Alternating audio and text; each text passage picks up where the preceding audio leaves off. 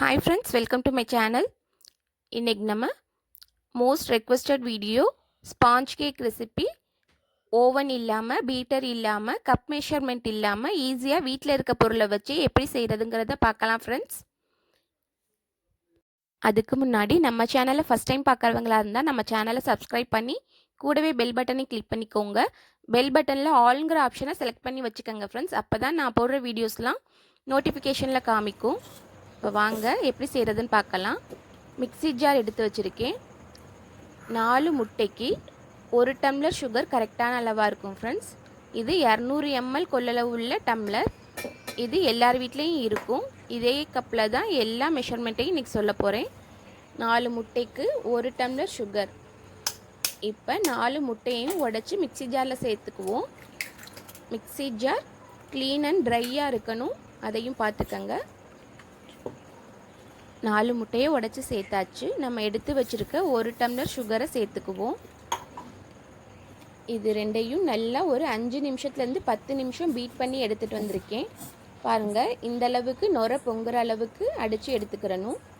அப்போ தான் கேக் நல்லா சாஃப்டாக வரும் ஃப்ரெண்ட்ஸ். இதில் நம்ம சீனி எடுத்த டம்ளர்லேயே 1/2 டம்ளர் அளவு ஆயில் எடுத்திருக்கேன். ரீஃபைண்ட் ஆயில் தான் எடுத்திருக்கேன். அதையும் சேர்த்து நல்லா கிரைண்ட் பண்ணி எடுத்துக்குவோம். இப்போ இதை ஒரு மிக்சிங் பவுலில் சேர்த்துக்குவோம் ஃப்ரெண்ட்ஸ். இந்த ப்ராசஸ் தான் முக்கியமான ப்ராசஸ். மிக்ஸி ஜாரில் நல்ல முட்டையை அடித்து எடுத்துக்கிறணும். பாருங்கள், இந்த மாதிரி இருக்கணும். இப்போ இது இருக்கட்டும். நம்ம மைதா மாவு சேர்த்துக்குவோம். நம்ம எந்த கப்பில் சுகர் எடுத்தோமோ அதே கப்பில் 1/2 கப் அளவு மைதா மாவு எடுத்துக்குவோம். 4 முட்டைக்கு 1/2 கப் அளவு மைதாங்கிறது கரெக்டான அளவாக இருக்கும். இதில் 1/4 teaspoon salt, 1/2 teaspoon baking soda, 1 teaspoon baking powder, இது மூணும் இந்த ரேஷியோவில் கலந்துக்கங்க ஃப்ரெண்ட்ஸ். நம்ம எப்போதும் சொல்கிறது தான். மாவை இந்த மாதிரி 2-3 பேட்சாக பிரித்து சேர்த்துக்கங்க. அதுலேயும் சலிச்சு தான் சேர்க்கணும், அப்போ தான் கேக் நல்லா சாஃப்டாக வரும். மாவு சேர்த்ததுக்கப்புறம் ஓவர் மிக்ஸ் பண்ணக்கூடாது ஃப்ரெண்ட்ஸ். நான் எப்படி மிக்ஸ் பண்ணுறேனோ அந்த மாதிரி மிக்ஸ் பண்ணிக்கங்க. இந்த மாதிரி பேட்சாக மாவை சேர்த்துக்கங்க. நம்ம ஓவன், பீட்டர், கப் மெஷர்மெண்ட் எதுவுமே இல்லாமல் ரொம்ப ஈஸியான முறையில் கேக் செஞ்சுக்கிட்டு இருக்கோம். பாருங்கள், இது எவ்வளோ ஃப்ளஃபியாக சூப்பராக வருதுன்னு. நீங்களும் இதே மாதிரி வீட்டில் ட்ரை பண்ணுங்கள். நான் சொன்ன மெத்தட்ஸை ஃபாலோ பண்ணிக்கோங்க. மாவெல்லாம் ஓவர் மிக்ஸ் பண்ணிடாதீங்க, அப்புறம் கேக் நல்லா வராது. இந்த மாதிரி சாஃப்டாக தான் ஹேண்டில் பண்ணணும். அதுலேயும் பேட்சாக தான் சேர்க்கணும். ஒரே தடவையில் மாவை சேர்த்து கிளறினீங்கன்னா ஒரு மாதிரி பிசு பிசுன்னு போயிடும். உங்களுக்கு பேட்டர் கொஞ்சம் திக்காக தெரிஞ்சிச்சுன்னா கொஞ்சமாக மில்க் சேர்த்துக்கங்க ஃப்ரெண்ட்ஸ். எனக்கு கரெக்டாக இருக்குது. பாருங்கள், இதுதான் கரெக்டான கன்சிஸ்டன்சி. மாவை பார்க்கையிலே தெரியும் உங்களுக்கு எவ்வளோக்கு சாஃப்டாக இருக்குன்னு. இப்போ இதில் வெனிலா எசன்ஸ் ஒரு 4-5 ட்ராப்ஸ் சேர்த்துக்கிறேன். வெனிலா எசன்ஸ் இல்லைன்னா ஏலக்காய் பொடி கூட சேர்த்துக்கங்க ஃப்ரெண்ட்ஸ். இது ஒரு ஃப்ளேவருக்காக மட்டும்தான். இப்போவே இந்த மாதிரி கேக் செஞ்சு பாருங்கள். பீட்டர், பட்டர், ஓவன்லாம் இல்லாமல் ரொம்ப ஈஸியாக வீட்டில் இருக்க பொருளை வச்சு செஞ்சு பார்த்துட்டு டேஸ்ட் எப்படி இருந்துச்சுன்னு கமெண்ட்ஸில் சொல்லுங்கள். இப்போ கேக் டின்னில் பட்டர் பேப்பர் போட்டு ஆயில் க்ரீஸ் பண்ணியிருக்கேன். இதில் நம்ம பேட்டரை சேர்த்துக்குவோம்.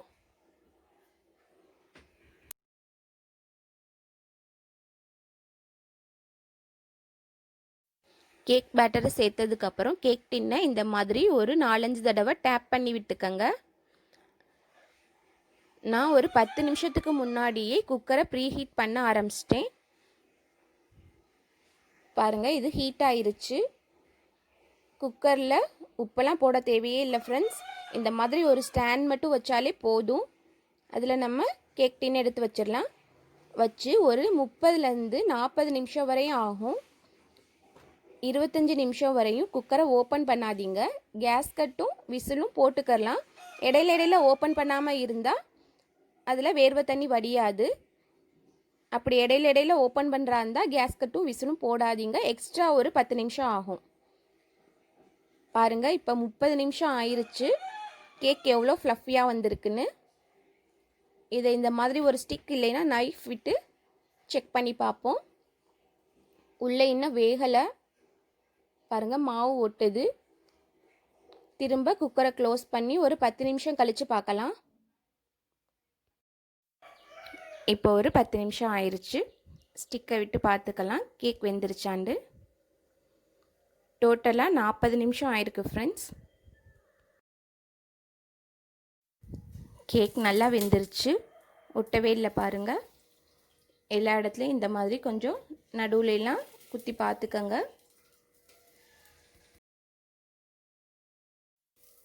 கேக் டின்னை வெளியில் எடுத்து ஒரு அரை மணி நேரம் நல்லா ஆற விட்டுருங்க. அதுக்கப்புறம் டிமோல்ட் பண்ணி எடுத்துட்டு பட்டர் பேப்பரையெல்லாம் எடுத்துடலாம். பட்டர் பேப்பர் யூஸ் பண்ணலைனாலும் நீங்கள் கேக் டின்னில் ஆயில் அப்ளை பண்ணி மைதா மாவை டஸ்ட் பண்ணிவிட்டு அதுக்கப்புறம் கேக் பேட்டரை சேர்த்து செஞ்சு பாருங்கள் ஃப்ரெண்ட்ஸ். அதுவும் ஒட்டாமல் வரும். பட்டர் பேப்பர் யூஸ் பண்ணுறது அடி கருகாமல் இருக்குங்கிறதுக்காக தான் மெயினாக யூஸ் பண்ணுறது ஃப்ரெண்ட்ஸ். பாருங்கள், கூட ஒரு 10 நிமிஷம் வச்சுருந்தாலும் அடி கருகாது. கேக் எவ்வளோ சாஃப்டாக வந்திருக்குன்னு இதை கட் பண்ணி காமிக்கிறேன் பாருங்கள். இது இப்போ சூடாக இருக்குது. எப்போதுமே சூடாக இருக்கையில் கேக் கட் பண்ணாதீங்க ஃப்ரெண்ட்ஸ். அது ஒரு மாதிரி ஒட்டும் கத்தியில். நல்லா ஆற விட்டு அரை மணி நேரம் கழிச்சே கட் பண்ணுங்கள். உள்ளேலாம் எவ்வளோ ஸ்பாஞ்சியாக இருக்குதுன்னு பாருங்கள் ஃப்ரெண்ட்ஸ்.